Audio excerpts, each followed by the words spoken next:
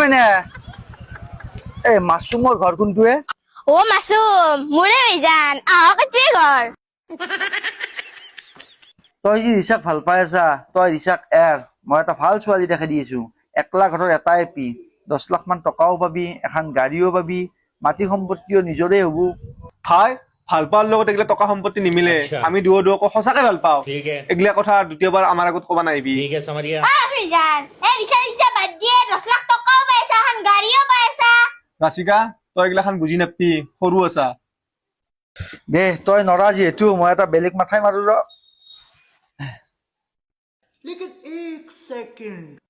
ঐ ৰিচা, এটা কথা আছিলা। কি কথা তোৰ কাৰণে মই এটা ল'ৰা চাম বুলি ভাবিছো। ল'ৰাটো মানে একলা ঘৰৰ এটাই ল'ৰা, চাকৰিও কৰে, মাটি সম্পত্তিও বহুত আছে।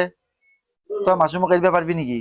এ মাসুম কি মাসুমৰ 7 নম্বৰ বয়ফ্ৰেণ্ড হি কিয়া বাদ দিবা নৰিম 8 নম্বৰটো লৈয়া দে আনলি বাসা কেনে বালি